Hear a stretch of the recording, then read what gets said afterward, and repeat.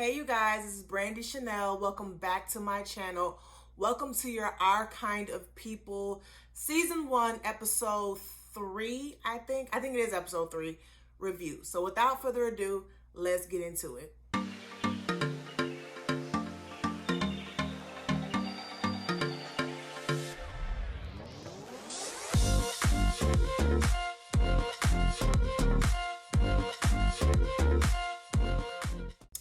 Okay, you guys, so let's go ahead and get into this review. But before we get started, I want to kind of acknowledge that we've hit another milestone on this channel, honey. We are now up to over 400 subscribers. I would love if we can get to at least 1K by the end of the year. I would be most appreciative of that, but I'll take any support that I can get. You all have been telling me about Jamie, that's me, posting me on our community page, and I'm so thankful for that. So I just want to show my appreciation, my gratitude, and tell you all thank you. Okay, thank you. I've been doing this for a little over a year now, and thank you. Okay, and let me address something else. Listen, I don't know what the fuck it is about Real Housewives of Potomac that gets everybody's panties in a bunch, okay? Let me tell y'all, I am not arguing with y'all down in the comments. I'm not going back and forth with you.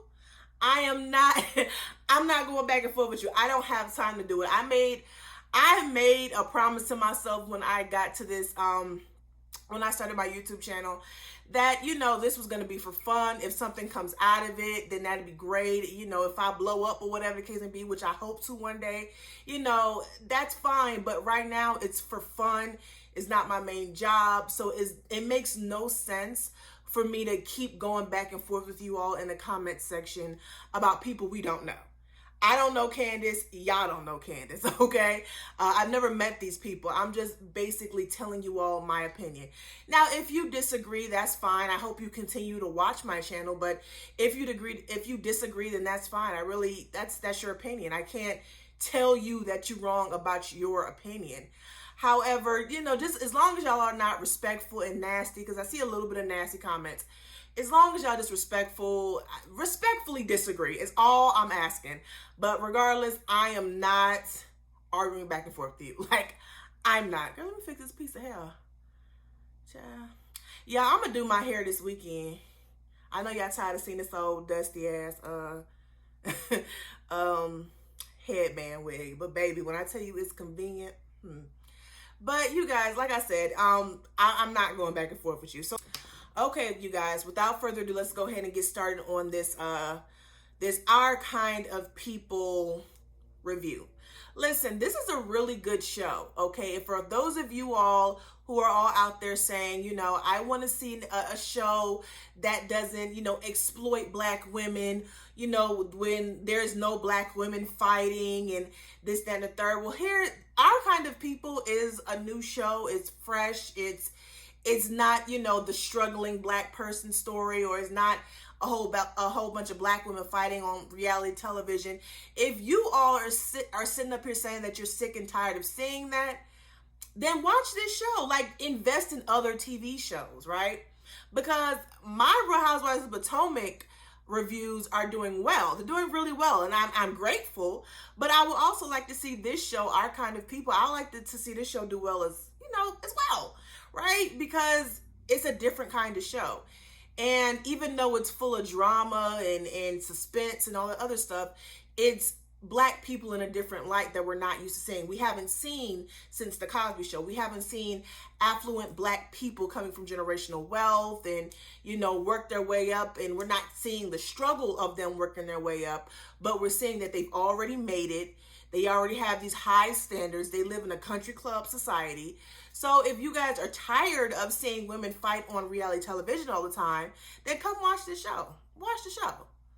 Okay? Y'all keep saying that y'all tired of black women going back and forth.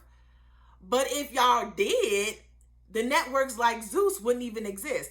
I was watching Rodney and Erica earlier, and some of the points they made sense. Like, if y'all really didn't want to see Black women fight, Zeus would not exist and VH1 would not exist. Okay, Love and Hip Hop would not be going as long as it has been since I remember 2011 or 12 when Atlanta came out, because I was stationed in Fort Leonard Wood, Missouri.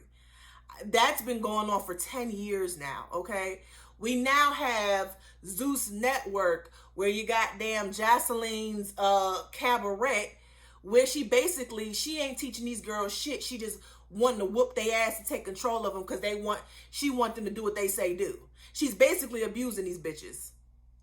So if y'all was really tired of seeing black women fight, y'all would not support that bullshit. Okay, I'm just saying, baddies of ATL. Why do we need another Bad Girls Club or another version of Bad Girls Club?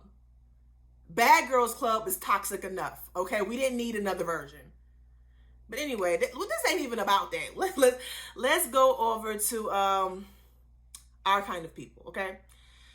Okay, so everyone is getting ready for Juneteenth. As you all know, this year, President Biden made Juneteenth a national holiday. So, and it's kind of being discussed in this episode. You have everyone getting ready for Juneteenth, right? So we all know Lauren went to jail for allegedly pushing Taylor. However, Raymond went to go get her, and they're talking. They get out the car, they're talking, and Lauren reveals to Raymond, her dad, that she is gay. She likes women. And basically he says, I support you. I love you regardless. Okay. He also reveals to Leah, his wife, that Angela has an interview. So y'all all know that Angela is trying to get into this business program so she can, further her business. And at this point, I don't know, Raymond doesn't know, but Leah is very aware that Angela is her sister. And she does not want Angela to stay, in Oakcrest. What is it? Oak? I don't know. It's Oak something, child. She don't want her in the same city they in because she can cause trouble. Or that's at least what Teddy thinks, that she's there to cause trouble. So when Raymond tells her that, Oak Bluff, that's what it is, Oak Bluff. So when Raymond tells her that, he granted her the interview, Leah is not upset about it. She's upset about it. She's not happy. And I think Raymond did that because he wanted to get back at Leah. Because he's still mad about the whole situation with Teddy not retiring. So I guess he was trying to, get back at her. So we're at Angela's interview. Can I just say, I am living for the hairstyles in this show. I love it. Y'all know it. That's another thing that I love about this show. That's why I want y'all to go out and see it. The natural hairstyles. I love it. It's centered around black hair. Our hair is very diverse. We can be, we can go from the chemically straight hair to the natural hair. And then they show the different wigs, but you can go from the wigs to the natural hairstyles. And with natural hair, there's so much you can do when you added hair, with the braids, with the afros. It's so much that you can do. And I'm loving the fact that we're exploring the different hairstyles that black women will come up with. We're some creative motherfuckers when it comes to our hair. So that's what I love about this show. Angela with the slick back, but she got the really, puffy ponytail in the back. I loved it. Girl, where I'm at. So Angela is basically describing her product, Eve's Crown. And then Leah, of course, because she don't really want Angela to be in this program, she's basically making some critiques. She's saying that she need to change the packaging, right? And freaking Angela's like, no, I don't want to change the packaging, or whatever the case may be. And then Leah pretty much says, okay, if you don't want to change the packaging, we can't accept your application into the program, okay? So they're outside. Angela and Leah are talking. And Leah is basically like, well, that I'm like this. I'm have to be hard on anyone who comes in the program. And then Angela, she starts singing this, I don't know, this this Negro spiritual. I don't know what song it is. I couldn't even, I can't remember the song, but I know it was a Negro spiritual. It's one of them slave songs we probably heard in Roots or something. And while she's doing this, she is basically king the car. I thought that was hilarious. She keyed Miss Thing's car like, bitch, I got you. Stop playing with me, okay? All right, so Teddy and Raymond are talking, and Raymond is asking for his company back. So I think part of the deal was, what it sounded like to me is that Raymond was in some type of trouble. It seemed like he was in some legal trouble. Teddy got a hold of it. And so in order for Raymond to not, go to jail or lose his company or something like that, he had to turn over his company to Teddy. That is what it sounded like to me. I could be wrong. I've been trying to guess this whole deal between Teddy and Raymond. I've been trying to get a grasp of it, but that's what it sounds like. It sounds like that Raymond was in some trouble, and Teddy bailed him out by selling his company to him, and now it's under Teddy, but Raymond wants his company back. But of course Teddy is not going to do that. And I feel like that was part of what Teddy was talking about when he was confronting Leah about not retiring. I think that's what it was about. Okay, so Leah visits her mom, Rose. Now, it seems as if Rose has some mental issues. And it seems like it wasn't something that just occurred when she went into the home. It seems like that's something she's always had. Because during this scene, they do a flashback, and they were getting ready for the Juneteenth party, their annual Juneteenth party. And the flowers, the roses, is something her mother was very passionate about, having the perfect roses for the event. And it seems like the father, if I'm not mistaken, I think he figured that Rose wasn't a good look for him. All her issues, like, she looked good, but the fact that she has so many mental issues, she wasn't a good look for him. You know what I mean? He couldn't handle her mental issues and then try to be the top dog in charge. So he had her sent off. So while Leah is visiting her, they're talking, and she's, expressing to her, she misses her, a lot of things. She understands why, she was upset about how she dealt with her father's infidelity and him having a child outside the marriage. She offers to do her mother's hair, and she sees Eve's crown, next to her. And that's when she realized that Angela had been there. So then Leah goes to confront Angela. And at this point, it's exposed that they're sisters. They're arguing back and forth. Angela confronts her and says, we are sisters. I got the DNA. And then Leah is like, well, how did you get the DNA? And she basically like, bitch, don't worry about it. Okay, I know we goddamn sisters. Okay. Nikki and Taylor are at the beach. So I don't know. So you guys, do you see something happening between Nikki and Taylor? Like, that's what it's looking like. It's about to go down. I don't know. I don't want to speak ahead of the show, but I really feel like something may occur between Nikki and Taylor. I'm not for certain, but they're there. They're dancing and this, that, and the third.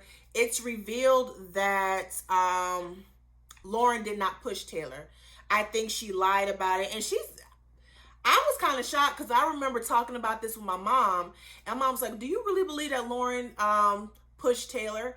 I say yes, because I believe that Taylor probably threatened Lauren and told her, I'm gonna tell your mom and your dad about you and I, and she pushed her because she panicked, or the case may be.